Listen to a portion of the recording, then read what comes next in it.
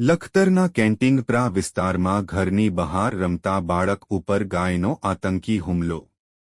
લખતર શહેરના જૂના bus stand, શાક માર્કેટ, મેઇન બજાર સહિત અનેક વિસ્તારોમાં રખડતા ભટકતા માલઢોરનો ત્રાસ દિન પ્રતિદિન વધી રહ્યો છે. વારંવાર પશુઓના હુમલાને કારણે લોકો ગંભીર રીતે ઇજાગ્રસ્ત થઈ રહ્યા છે. ત્યારે લખતર શહેરના કેન્ટીનપ્રા વિસ્તારની અંદર 8 વર્ષના બાળકને એક ગાયે મચાવેલા તોફાની હુમલાની સમગ્ર ઘટના સીસીટીવીમાં કેદ થઈ છે.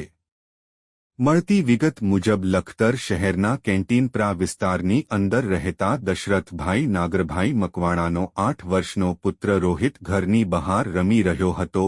તે દરમિયાન અચાનક રખડતી ગાય ત્યાં આવી ચડતા રમી રહેલા બાળકને શિંગડે ભરાવી ઉછળી ખૂંદતા બાળક ગંભીર રીતે ઇજાગ્રસ્ત થયો હતો.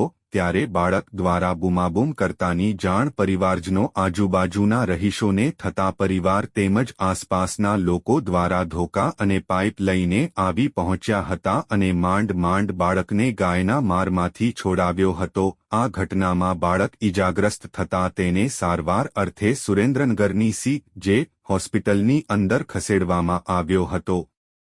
ત્યારે લખતર શહેરમાં સુરક્ષિત અને શાંતિપૂર્ણ વાતાવરણ જળવાય એ માટે તંત્રએ ત્વરિત પગલાં લઈ લોકોને નિડરતા અને સુરક્ષાનું વાતાવરણ પૂરું પાડવું જોઈએ તેવી લખતરવાસીઓની માંગ ઉઠવા પામી છે.